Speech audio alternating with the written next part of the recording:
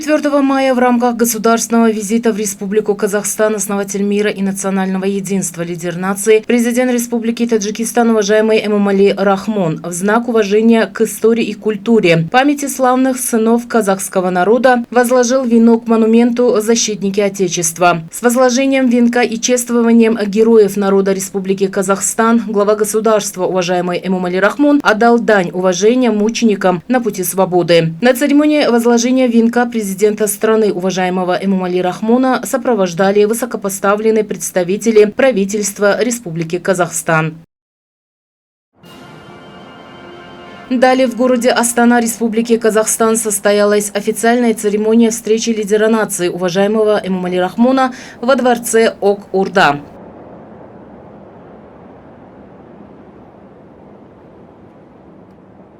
В честь встречи высокопоставленного гостя главы государства уважаемого Эмомали Рахмона место официального приема было празднично украшено. Государственными флагами двух стран был выстроен почетный караул и оркестр.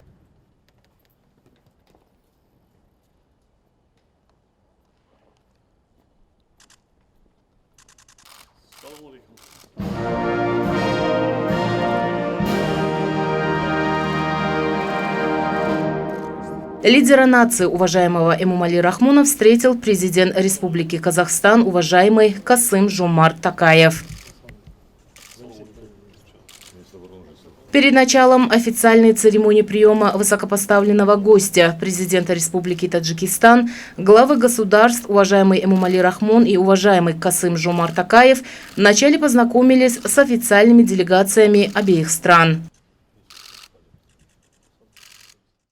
Затем президент Республики Казахстан уважаемый Касым-Жомарт Токаев пригласил лидера нации уважаемого Эмомали Рахмона на почетный подиум. Церемония встречи продолжалась рапортом командующего почетным караулом, исполнением государственных гимнов двух стран, прохождением глав государств перед почетным караулом, выражением уважения высокопоставленного гостя к государственному флагу Казахстана.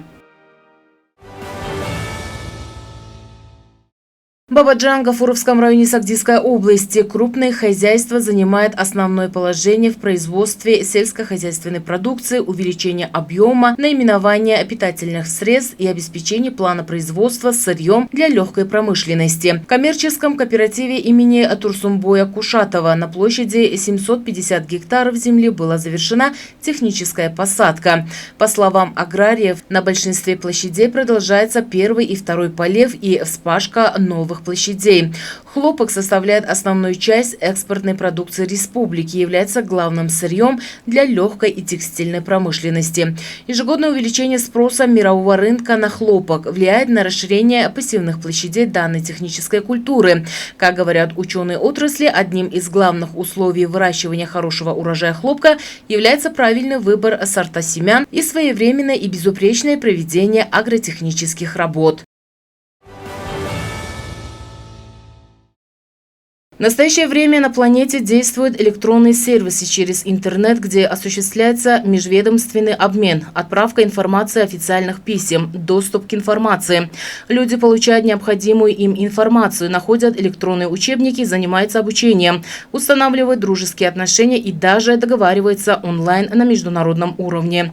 В частности, деловые встречи и заседания проходят посредством видеоконференции, что экономит время и деньги. Все это напоминает о том, что интернет и его возможности можно использовать правильно и эффективно. Но, к сожалению, часть пользователей интернета по незнанию и неправильному его использованию проводят время в социальных сетях, подключаясь к запрещенным в стране сайтам, подвергая опасности свою жизнь и жизнь членов своей семьи. В последние годы в интернете появилось большое количество социальных сетей, которые имеют огромный потенциал и стали важным средством коммуникации. Наиболее популярными из них являются Facebook, YouTube, WhatsApp, Messenger, Instagram и Одноклассники. Посредством социальных сетей в мире с каждым годом становится все больше угроз и утечек информации. Экстремизм и его крайние проявления, терроризм, в настоящее время считается глобальной проблемой для человечества и охватил многие страны, широко распространяется через социальные сети. Сегодня в мире насчитывается более 4,5 миллиарда пользователей социальных сетей, особенно интернета. К сожалению, в школе нет уроков по изучению и использованию мобильной связи, хотя сегодня дети и молодежь проявляют большой интерес к мобильным телефонам. В настоящее время с развитием новых технологий некоторые государственные предприятия полностью выполняют свою работу и документацию через интернет, что является выгодным. Но другая проблема заключается в том, что некоторые молодые люди подвергают свою жизнь опасности из-за неправильного использования интернета. Из-за незнания культуры пользования интернетом и мобильной связью некоторые из них уехали семьями за границу и участвовали в войнах и беспорядках в других странах. Некоторые из них пропали без вести, а другие сожалеют о содеянном. Каждый пользователь интернета, в том числе молодежь, проводящая большую часть своего времени в социальных сетях, должны использовать свой интеллект и самосознание, чтобы неверные действия не смогли подставить под угрозу их жизнь и жизнь членов их семьи.